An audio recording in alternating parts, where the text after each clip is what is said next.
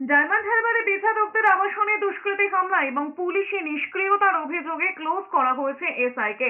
বিচারকদের আবাসনে দুষ্কৃতী হামলার অভিযোগ হাইকোর্টে পৌঁছতে নড়ে চড়ে বসে ডায়মন্ড হারবার জেলা পুলিশ।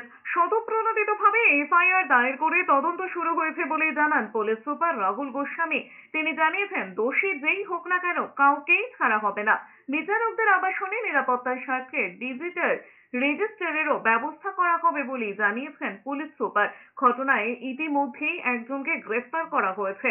বিচারকদের অভিযোগ ছিল, রবিবার গভীর রাতে তাদের আবাসনে হামলা চালায় দুষ্কৃতীরা। তাদের আরো অভিযোগ ছিল, দুষ্কৃতীদের এক পুলিশ আধিকারিকের মদত দিয়েছেন।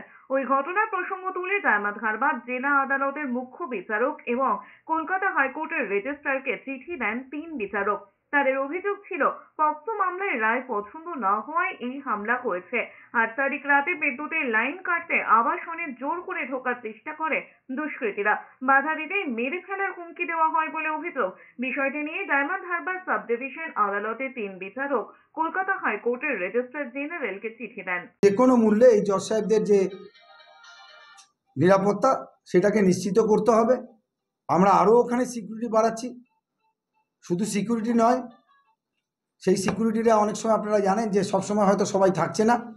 সেই জন্য সেখানে গিয়ে তাদেরকে ভিজিট করা, দেখা কি হয়েছে, সেই জিনিসগুলো খুঁজে বার করা, কে ওই দিন ওখানে ছিল সে বিষয়েও আমাদের যে খোঁজাখুঁজি সেটা আমরা করছি।